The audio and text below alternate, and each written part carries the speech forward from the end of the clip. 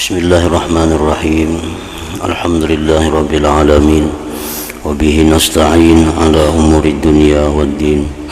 Wassalatu wassalamu ala asyrafil anbiya'i wal mursalin Sayyidina Muhammadin wa ala alihi wa sahbihi ajma'in.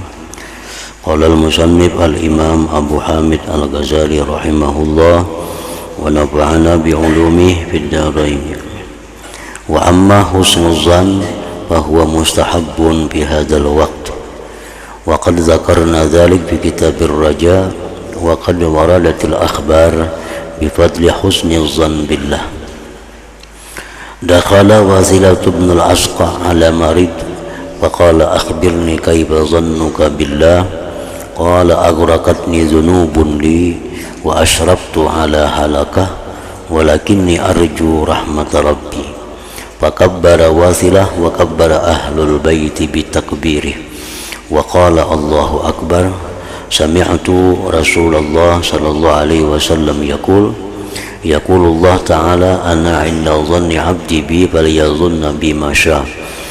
Wa dakhala an-nabiyyu sallallahu alaihi wasallam 'ala asy-syab wa huwa yamut faqala kaifa tajiduk qala arjullah wa akhafu dhunubi. فقال النبي صلى الله عليه وسلم ما اجتمع في قلب عبد بمثل هذا الموت إلا أعطاه الله الذي يرجوه وآمنه من الذي يخاف. وقال ثابت البناني كان شاب به حدة وكان له تعظه كثيرا وتقول له يا بني إن لك يوما فاذكر يومك. فلما نزل به أمر الله تعالى أكبت عليه أمه وجعلت تقول له يا بني قد كنت أحذرك مصرعك هذا وأقول إن لك يوما. فقال يا أمه إن لربا كثير المعروف وإني لا أرجو أن لا يعدمني اليوم بعض معروف. قال ثابت ورحمه الله بحسن ظنه بربه إلى آخره. Makna perkataan Imam Al-Ghazali rahimahullah wa nafa'ana bi ulumihi fid dharain. Adapun husnuzan, berbaik sangka kepada Allah, ini perkara yang ketiga yang disunnatkan, yang dianjurkan kepada orang yang berada dalam keadaan menjelang akhir hayatnya. Yang pertama disebutkan dahulu, orang yang sudah mendekati ajal itu hendaknya berada dalam keadaan tenang, dalam keadaan tentram, jangan keluh kesah, jangan mengeluh. Yang kedua, hendaknya dia berusaha untuk mengucapkan kalimat la ilaha illallah, dan itu disunatkan bagi yang hadir untuk mentalkinkan di telinganya, untuk membacakan di telinganya la ilaha illallah itu.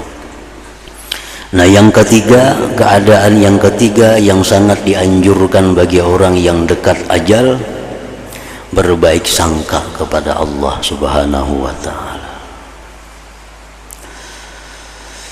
Adapun husnuzan, maka itu disunatkan pada waktu ini,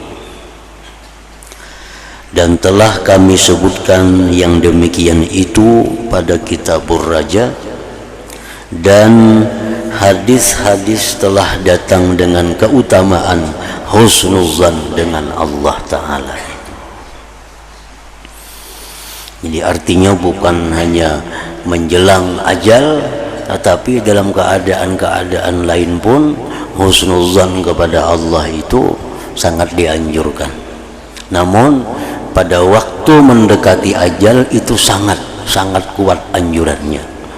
Di waktu sihat, di waktu kita baik, kita masih jauh dengan kematian, itu pun dituntut untuk selalu berbaik sangka kepada Allah.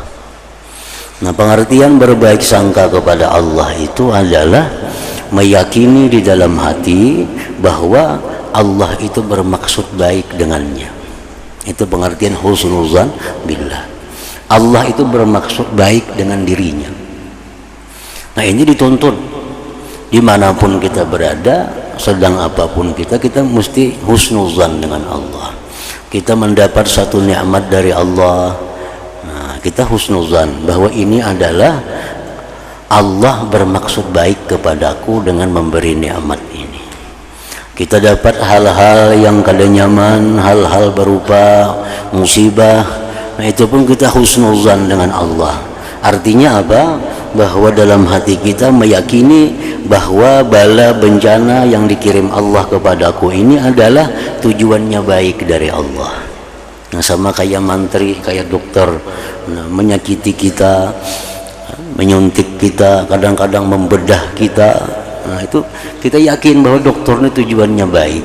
Lalu kita dengan senang hati menerima yang sakit dari dokter itu, karena kita yakin dokter ini menyuntik ini tujuannya bagus, hendak menyehatkan kita.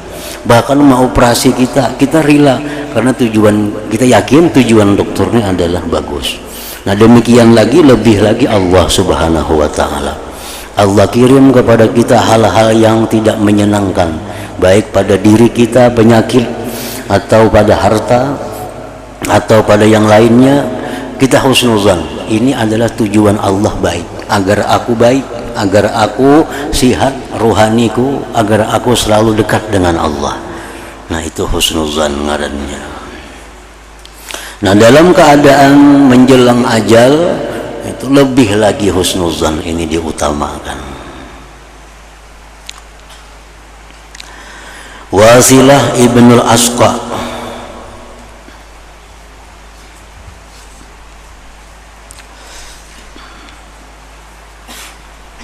seorang sahabat Rasulullah Sallallahu Alaihi Wasallam. Wasilah ini masuk behilang ke kita atas orang sakit. Lalu beliau berkata, beritahukanlah kepadaku bagaimana sangkaanmu kepada Allah. Ujar Wasilah lawan Anggaring ini, kayak apa itu menyangka Allah itu. Orang sakit itu berkata, saya telah ditenggelamkan oleh dosa-dosaku dan saya mendekati kebinasaan, kematian artinya, tetapi saya mengharapkan rahmat Tuhanku. Jarang garing. Jarang garing ini memang kalau aku ingat dosa-dosa maka aku ini binasa. Tapi yang ku ingat adalah, yang ku harap adalah rahmat Allah subhanahu wa ta'ala. Maka Wasilah bertakbir, Allahu Akbar, jar Wasilah. Dan keluarga di rumah juga mengucapkan takbir, disebabkan takbirnya Wasilah tadi.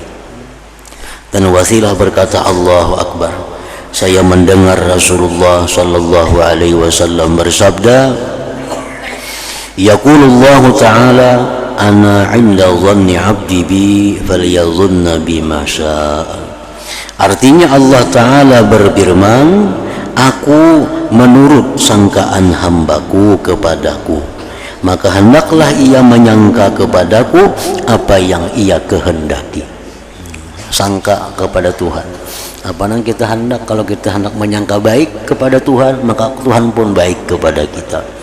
Kalau kita menyangka bahwa kita ini diazab Allah, Allah pun akan mengazab kita. Nah, berbaik sangkalah kepada Allah subhanahu wa ta'ala.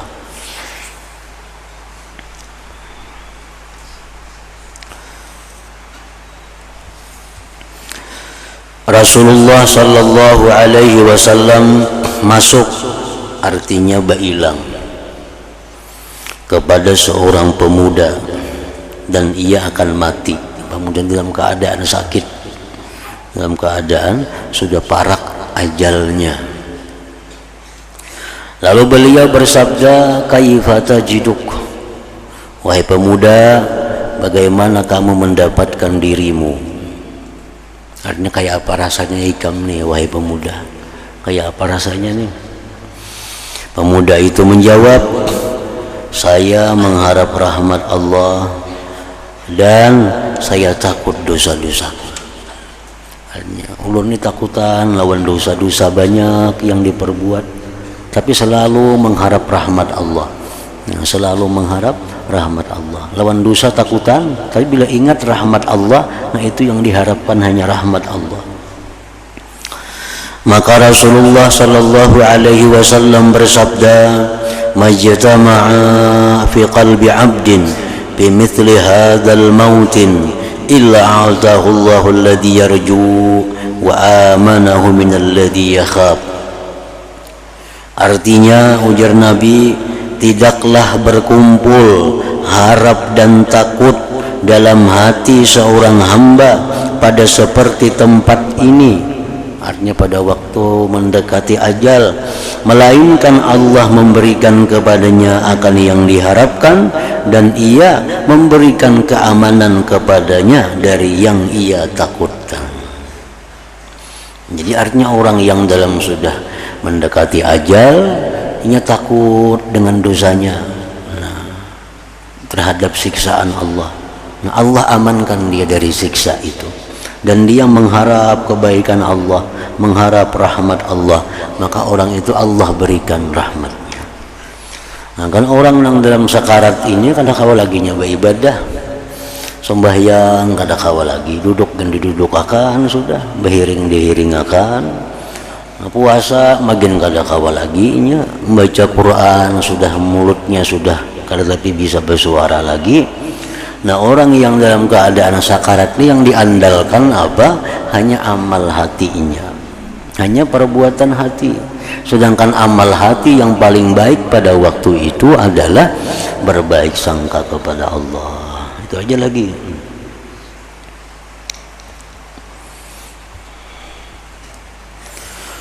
Sabit Al-Bunani berkata, ada seorang pemuda yang pemarah dan ia mempunyai ibu yang banyak menasihatinya. Ia berkata kepadanya, si ibu tadi, "Wahai anakku, sesungguhnya kamu mempunyai hari." Nah, anak ini penyanyitan orangnya. Jar nang mama, "Wahai anakku, ingat, ikam ini mempunyai suatu hari, maka ingatlah harimu." Bahasa kitanya, ikam ini kena bakal mati, ingatlah matimu. Maka ketika urusan Allah Ta'ala turun menimpanya, garing anak ini, garing sudah parah kelawan ajal anak ini.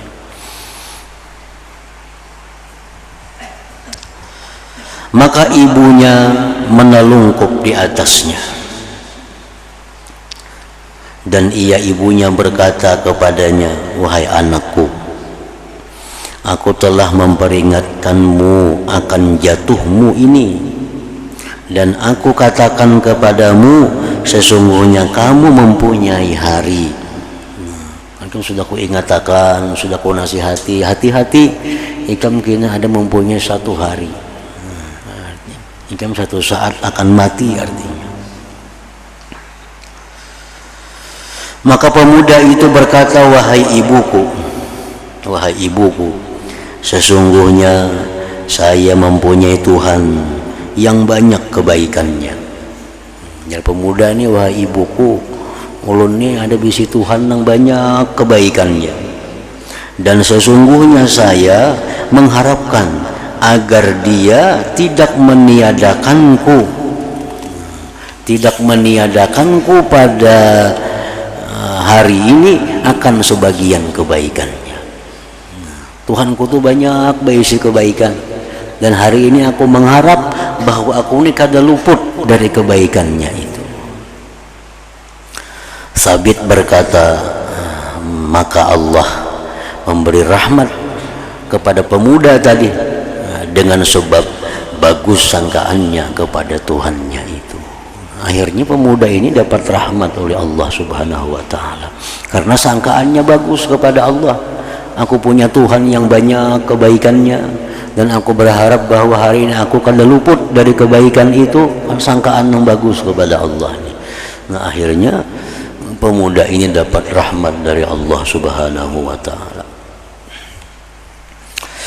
Jabir bin Wada'ah berkata, ada seorang pemuda yang suka berbuat dosa, lalu ia hampir mati pemuda. Maka ibunya berkata kepadanya, wahai anakku, apakah engkau akan berwasiat dengan sesuatu? Ini sudah parak mati, nah anaknya garing sudah. Ujar nang ibu, ujar mamanya, "Ika mana kabu wasiat apa wahai anakku?" Pemuda itu berkata, "Iya, ada wasiat ulun. Cincinku, utasku. Janganlah engkau melepaskannya, karena sesungguhnya padanya ada zikrullah ta'ala." Ulun ada bisi utas itu jangan dilepas. Jana anak nih, jangan diberiakan, jangan dijual. Artinya di situ ada zikir utas itu. Utas itu ada nama Allah. Nah, maka mudah-mudahan Allah merahmatiku. Mudah-mudahan Allah memberikan rahmat kepadaku. Mati pemuda tadi. Ketika ia dikebumikan, maka ia dimimpikan dalam tidur. Maka ia berkata, beritahukanlah kepada ibuku bahwasanya kalimat itu telah bermanfaat bagiku. Kalimat itu telah bermanfaat bagiku. Kalimat yang mana? Kalimat yang mudah-mudahan Allah merahmatiku. Cincin tuh mah di situ ada tulisan Allah. Jangan dijual, pakai aja. Mudah-mudahan Allah memberi rahmat kepada ulun. Mati orangnya. Nah, kalimat mudah-mudahan Allah memberi rahmat itu bermanfaat bagiku, dan bahwasanya Allah mengampuni dosa-dosaku. Nah, ini keutamaan orang husnuzan dengan Allah pada menjelang ajal itu.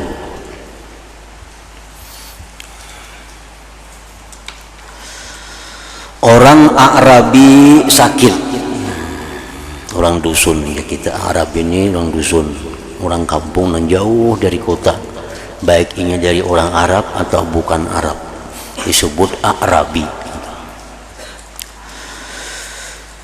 Orang Arabi ini sakit, lalu dikatakan kepadanya, ujar orang, sesungguhnya kamu akan mati. Bah, kamu sakit ini berat nih, ini membawa mati sakit ini. Penyakit tikam ini membawa kematian. Maka orang Arabi itu bertanya, kemana saya akan dibawa pergi? Aku mati kemana mater aku?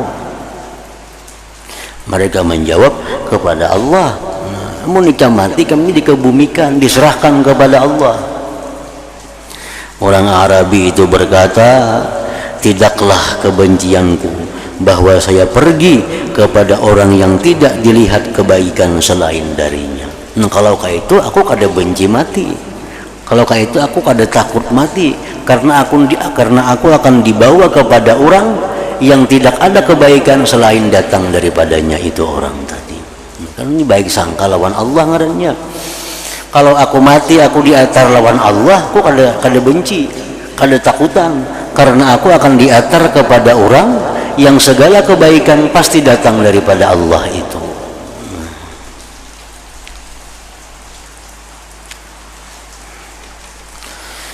Abul Mu'tamir bin Sulaiman berkata, ayahku berkata ketika ia hampir mati, wahai Mu'tamir, ceritakanlah kepadaku tentang keringanan-keringanan. Mudah-mudahan aku menjumpai Allah Azza wa Jal sedang aku baik sangkaan kepadanya. Nah, ini disunatkan nih. Sunat orang yang sakit sudah menjelang ajal itu dibacakan kepadanya Quran, dibacakan hadis-hadis yang menunjukkan tentang kemurahan Allah, supaya hati orang garing ini tambah cinta kepada Allah. Kisahkan lawan orang ini, dulu ada orang yang banyak dosa, ada orang yang banyak maksiat, batunya tubat sekali matinya ke surga. Nah, ini hadisnya. Kisahkan ada hadis orang yang ini akhirnya dia itu dicintai Allah, disayangi Allah, akhirnya dia masuk surga. Ada orang dulu gawiannya, pekerjaannya merampok, perkataannya berbuat kejahatan. Begitu dapat rahmat Allah, yang menjadi waliullah dan menjadi ahli surga. Nah, pokoknya kisahkan kepada orang itu hal-hal yang sifatnya kebaikan Allah, kemurahan Allah, supaya orang ini sayang kepada Allah, supaya orang ini tambah cinta kepada Allah, sehingga dia mati dalam keadaan cinta dengan Allah Subhanahu wa ta'ala. Itu disunatkan juga. Ini sunat orang nahana garing itu. Baik kita nang sigar nih berinisiatif bacakan, atau ini seorang minta nang garing nih bacakan pang hadis-hadis kepadaku yang mengandung rahmat Allah. Nah, kita bacakan sisinya hadis-hadis atau Quran yang bagaimana Allah mengampuni dosa. Ada hadis yang mengatakan ada orang yang berbuat dosa yang mana bumi ini kada muat terhadap dosanya itu. Begitu dia minta ampun kepada Allah, Allah ampuni dosanya. Nah, jadi senang nanggaring ini mendengarkan. Allahnya sayang kepada Allah, cinta kepada Allah karena begitu baiknya Allah Subhanahu wa ta'ala. Itu salah satu jalan juga untuk husnuzan dengan Allah. Mereka menganjurkan agar disebut bagi seseorang hamba kebaikan-kebaikan amalnya ketika ia mati, agar baik sangkaannya kepada Tuhan. Sunat juga itu. Kita ini mengatakan kepada nanggaring nih, kita sebut kebaikan-kebaikannya. Nah, pian ini mati untung karena pian lagi hidup sembahyang suka berjamaah. Nah, pian ini untung kalau habis umur, pian ini sudah banyak berisi amal, suka membantu orang, suka memberi makan orang, suka macam-macam kebaikan kita kisahkan lawan inya tuh, supaya inya ini berharap kepada Allah agar kebaikannya diterima oleh Allah. Jadi kisahkannya, pian ini suka tahajud malam hari, pian ini suka ini, suka pokoknya amal-amal baiknya kita bacakan kepadanya yang mana kita tahu. Nah, kita sampaikan, pian banyak membantu orang miskin, pian membantu anak yatim, pian menyayangi orang-orang yang kesusahan, pian menampung orang-orang yang kada punya tempat. Nah, kita kisahkan kepada orang yang hendak mati nih, supaya inya berharap kepada Allah, kebaikannya itu diterima oleh Allah. Nah, maka bila berharap pada waktu itu, Allah akan mengabulkan harapan Allah, harapan orang itu. Nah, mereka menganjurkan agar disebut bagi seseorang hamba kebaikan-kebaikan amalnya ketika ia mati. Nangalihna nggak ada kebaikan yang disebut nih nangalih. Berjamaah kada tapi katuju, basusumbang kada katuju, orangnya kenapa nang disebut kebaikannya? Namun orang banyak berisi amal kebaikan nyaman. Jadi padahal kan pian ini lagi hidup katuju sembahyang berjamaah, pian lagi hidup katuju tahajud tengah malam, pian lagi hidup sebulan sahatam Quran, pian lagi sigar dulu, lagi sigar pian zikir 1000 2000 sehari. Nah, nyaman aja itu banyak kebaikan. Kada ada kebaikan ngapain disebutakan? Nah, ini sunat bagi orang yang hadir, bagi orang yang sehat, yang menghadapi orang dalam keadaan menjelang ajal itu menyebutkan kebaikan-kebaikan sidin, supaya sidin itu berharap mendapat rahmat Allah Subhanahu wa ta'ala. Penjelasan tentang kesedihan ketika bertemu malakul maut dengan hikayat-hikayat yang dapat diterangkan oleh lisan keadaannya.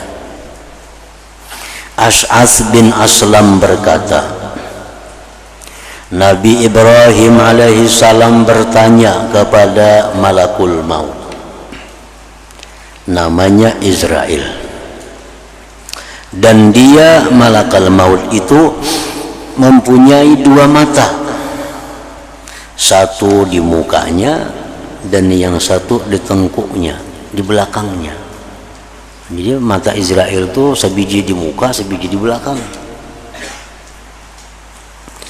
Beliau berkata, Nabi Ibrahim berkata, wahai malakul maut, apa yang kamu perbuat apabila satu diri di timur dan satu diri lagi di barat? kayak apa itu mencabut nyawa. Maka orang ini harus beimbai matinya.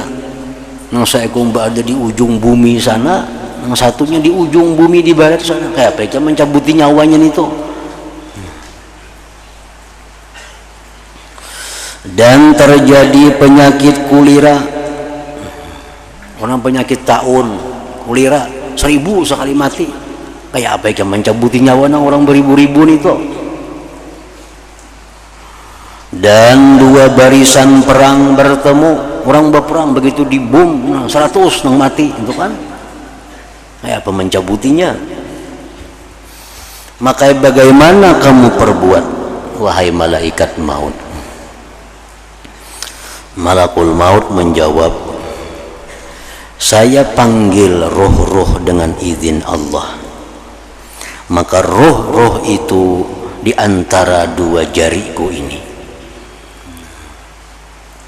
As'as terus berkata, bumi telah dibentangkan bagi malaikat maut, lalu dibiarkan seperti wadah di antara dua tangannya.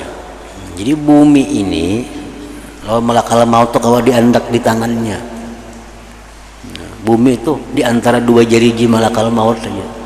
Jadi kadang mau dipiciknya sedikit, sekampungan mati. Kalau ada alihnya.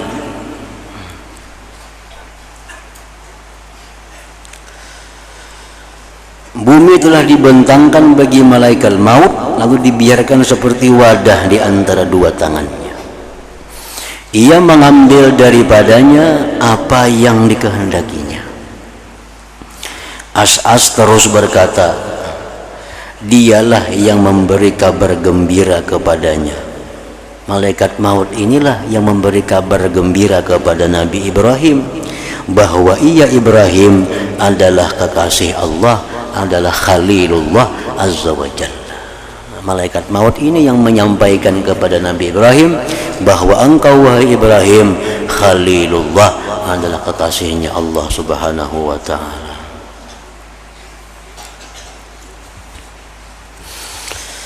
Nabi Sulaiman bin Daud alaihi wassalam bertanya kepada malaikat maut, mengapa saya tidak melihat engkau berlaku adil di antara manusia? Kamu mengambil ini dan kamu tinggalkan ini. Ujar Nabi Sulaiman, wahai malaikat maut, ikam ini kulihat kada adil. Nang ini mati, nang ini kada. Padahal sama-sama pada sakit. Kenapa nang ini dicabut, nang itu kada?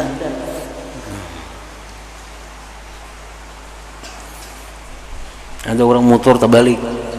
Ada nang kada sambuan kalau mati. Kenapa itu? Kok kada adil ngarannya? Sampai terbalik motor juga. Mestinya semuturan tuh mati. Ini kada. Saya kok ada nang mati, ada nang sakit sedikit, ada nang sakitnya parah. Nah jadi kulihat ikan ini kada adil. Malaikat maut menjawab, ujar malaikat maut, tidaklah saya tentang yang demikian itu lebih mengetahui daripada kamu. Engkau tahu jawabannya sudah wahai Sulaiman. Engkau tahu jawabannya. Hanya saja itu adalah lembaran-lembaran atau catatan-catatan yang diserahkan kepadaku yang di dalamnya ada nama-nama. Jadi aku ini menjalankan tugas, tergantung apa perintahnya, ini dicabut, ini kada, itu yang kau laksanakan. Ini bukan kada adil, ini tergantung tugas yang diberikan kepadaku sesuai dengan nama-nama daftar yang diserahkan kepadaku. Wahab bin Munabbih berkata, ada seorang raja dari raja-raja dahulu kala menghendaki naik kendaraan ke suatu tempat. Lalu ia meminta pakaian untuk dipakainya, maka pakaian itu tidak mengagumkannya. Lalu ia meminta yang lainnya sehingga ia memakai yang mengagumkannya setelah beberapa kali. Coba baju ini, oh kada cocok, masa kada nyaman, kada pas, ganti baju lain, pasang baju lain. Si raja nih, kada cocok, ganti baju lain, nah hanyar cocok, nah ini baju nampas. Dan begitu pula ia meminta binatang kendaraan, lalu kendaraan didatangkan, maka itu tidak mengagumkannya sehingga binatang-binatang kendaraan didatangkan.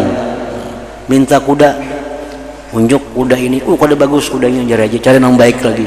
Nah, ini kudanya, kada bagus yuk, cari kuda yang lebih baik daripada ini. Diseleksi kuda, ambil kuda yang terbaik, serahkan lawan raja itu. Lalu ia menaiki yang terbaik di antaranya. Maka iblis datang, lalu iblis itu meniup pada lubang hidungnya sekali tiupan, maka ia memenuhi raja itu dengan kesombongannya. Ditiup iblis hidung raja, lalu sombong raja tadi. Naik kendaraan yang paling bagus, pakaian yang paling bagus. Kemudian raja itu berjalan dan berjalan bersamanya kuda-kuda, pengawal-pengawal, tentu banyak raja itu. Dan ia tidak memandang kepada manusia karena sombong. Lalu datang kepadanya seorang laki-laki yang usang rupanya. Laki-laki itu mengucapkan salam, maka raja itu tidak menjawab salam. Ada orang laki-laki yang serba usang datang mengucapkan salam, kadang beri salam. Lalu laki-laki itu memegang tali kendali binatang kendaraannya. Lalu si laki-laki tadi mengambil tali kuda kendali. Maka raja itu berkata, lepaskanlah tali kendali itu, kamu telah mengerjakan perkara yang besar. Wah, ikam ini pelanggaran berat nih, mengambil tali kendali kudaku, raja. Laki-laki itu berkata, sesungguhnya saya tidak ada hajat kepadamu. Raja itu berkata, sabarlah sehingga saya akan turun dari kuda tadi. Laki-laki itu berkata, tidak, sekarang saja. Maka laki-laki itu memaksakan raja di atas tali kendali binatang kendaraannya.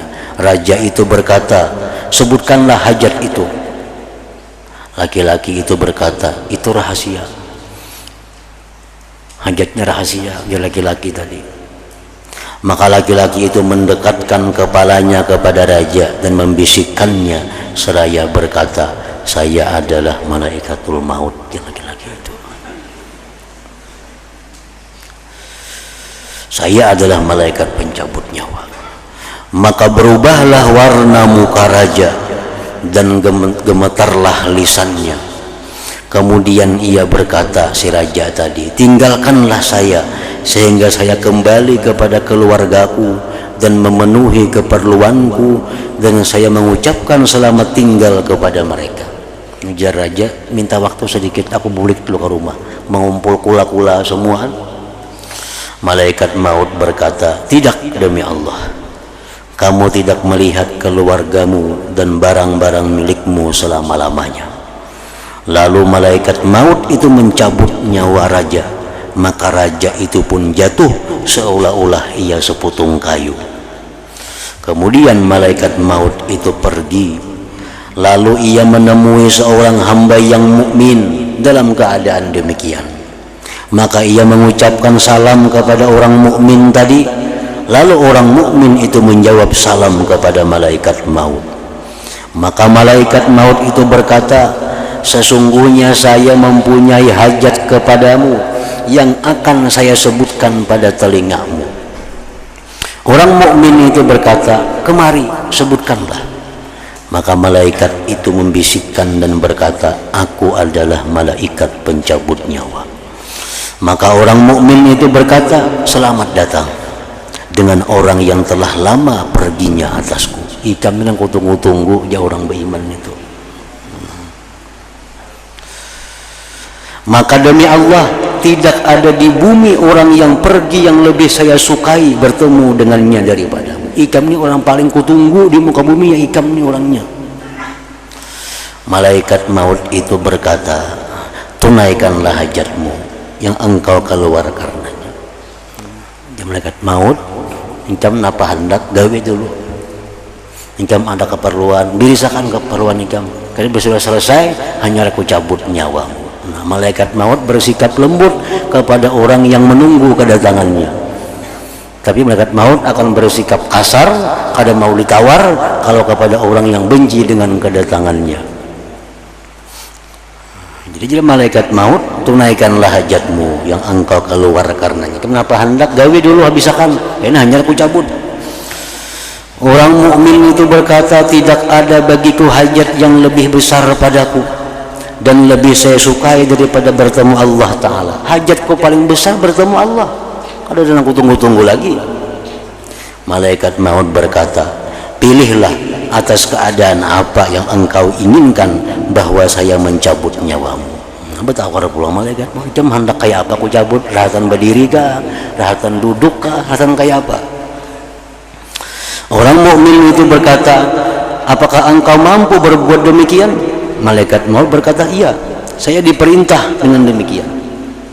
Orang mukmin itu berkata, biarkanlah saya sehingga saya berwudu dan sembahyang, kemudian cabutlah nyawaku sedang saya sujud. Itu aja yang aku minta waktu berwudu dulu, sembahyang, kena rahat sujud, cabut dia nyawaku lagi. Maka malaikat maut mencabut nyawa orang mukmin itu yang sedang sujud tadi. Jadi artinya kesimpulannya bahwa malaikat maut itu dengan senang hati, kawa ditawar menawar. Kalau kita senang dengan kedatangannya, kita sambut kedatangannya, salamnya kita jawab. Malaikat maut akan keras kada kawa ditawar sedetik pun kalau kita kada menyukai kedatangannya, kita kada menjawab salamnya. Seperti raja tadi. Nah, hingga situ Abu Bakar bin Abdullah Al-Muzani berkata, "Ya rajul min syafa'atan sallu alaihi sallimu taslima." Allahumma salli wa sallim